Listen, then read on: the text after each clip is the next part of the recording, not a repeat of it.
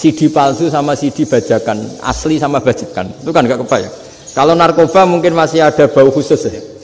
Atau mesiu atau bom masih ada bau khusus. Ini enggak. Anjing itu dilatih ngecek CD yang asli sama yang palsu. Oh itu kebablas itu pinternya itu. Itu harganya itu 1 miliar lebih. Paling mahal. Jadi mungkin bisa deteksi ini dosen betul apa abal-abal itu bisa.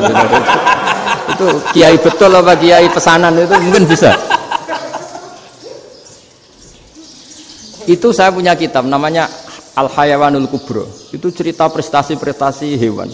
Itu yang berkuras-kuras sampai berjilid-jilid. Itu ya cerita anjing. Tidak ada hewan sebaik anjing. Di bab itu ya, di bab sampai ya tadi ada anjing yang sangat loyal sama majikannya. Loyalnya Masya Allah, sopannya Masya Allah. Anjing itu mbok lama berbakti sama sampean, nggak mau tidur di ruang tidurnya sampean, dia tetap tidur di luar. Corong Jawa nggak ngelama. Suatu saat si raja ini minum, wisata minum. Pas mau minum diterjang sama anjingnya sampai tumpah. Kecewanya raja ini itu karena selama ini anjingnya sopan sekali. Sekedar ganggu di ruangannya nggak pernah, malah ini mau minum minuman yang disukai diterjang anjingnya tumpah. Marah kan anjingnya di mana? Ternyata apa? Minuman itu anjing ini tahu kalau minuman itu beracun, diracuni oleh musuhnya. Itu saking hebatnya anjing sampai ketika ngawal rajanya itu tidak sekedar ada penjahat atau maling. Bahkan trik-trik kayak minumannya diracun oleh orang lain itu anjingnya tahu. Sehingga pas mau diminum diterjang sampai terus supaya enggak keminum. Makanya Quran istilahkan anjing itu apa? Wa ma 'allamtum minal jawarihi mukallibin. Hewan piaraan yang kamu ajarin nanti sampai sepinter anjing. Makanya Ashabul Kahfi itu ketika ngajak anjing tadi, beliau tidur, anjing itu tidurnya bil wasit, wakal buhum basitun dzira'aihi bil wasit.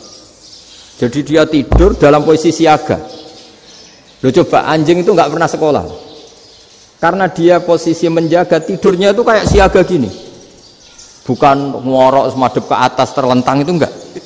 Andai kan dia tidur terlentang itu kan yang mau mengganggu kan, wah asune turu, itu enggak. Dia tidur posisi siaga, makanya disebut lawit tolak ta'alaihim lawalaita minhum firaron. Kalau kamu melihat anjing itu pasti lari karena dia posisi siap merekam. Jadi tidur tapi posisi siap merekam.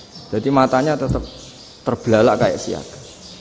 Padahal itu enggak diperintah, ya dia memang punya nalar untuk itu. Ini disebut wa ma 'allamtum minal jawarihi mukallibin. Dan dalam teori modern juga gitu. Tapi dalam hukum Islam yang dianut mazhab Syafi'i itu anjing tetap najis. Ya sudah najis ya najis, tapi ada mazhab lain yang mengatakan tidak najis. Tapi tidak usah ngrumat anjing, geger nanti kalau rektor kampus punya anjing. Tapi ilmu itu bagus untuk kelangenan kadang. Andai kan tidak ada mazhab Malik, maka kita kesulitan menceritakan Ashabul Kahfi yang hewan piaraannya itu anjing. Tapi misalnya anjing disucikan, kita juga nanti susah menjelaskan hadis Nabi malaikat itu tidak masuk rumah yang di situ ada apa? Anjing. Maka ilmu itu, makanya kata Imam Sa'roni, sebagian ilmu itu memang kelangenan, tapi nggak boleh jadi praktek. Tapi harus ada. Misalnya begini, contoh paling gampang. Api dalam mazhab Syafi'i kan alat pensuci hanya dua, air dan tanah.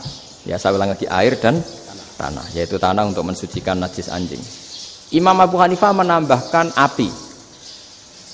Mazhab Syafi'i itu agak kesulitan ketika ada batu bata dibikin dari tanah-tanah yang bercampur kotoran. Mazhab Syafi'i akan kesulitan karena di situ ada najis yang jadi materinya bata. Hukumnya gimana kalau nanti dipakai masjid? Tapi barokahnya ada beberapa mazhab. Abu Hanifah mengatakan dan api. Jadi apa tadi air, tanah, api. Alasannya masuk akal. Ketika usatul mukminin, orang-orang mukmin yang ahli maksiat itu sebelum masuk surga, kalau dia dosanya banyak itu dibakar dulu supaya suci. Emas itu untuk memisahkan dengan materi lain juga harus dibakar. Berarti api termasuk alat. Artinya gini, batu bata yang materinya dari tadi najis sekalipun, ini menjadi suci karena ngalami pembakaran. Tapi kata Imam Sa'roni, ilmu ini hanya sebagai ilmu. Jangan sampai kalau kamu mau wudu gak ada air terus membakar diri lah, ini ribet kan. Jadi ilmu itu sebagian memang untuk kelangenan. Karena kita butuh. Andai kan tidak ada mazhab Abu Hanifah, maka kita akan kesulitan pakai bata. Yang kita tahu cara bikinnya kadang di tempat yang kotor, di tempat yang najis. Tapi karena ini ngalami dibakar, maka hukumnya suci menurut mazhab Abu Hanifah.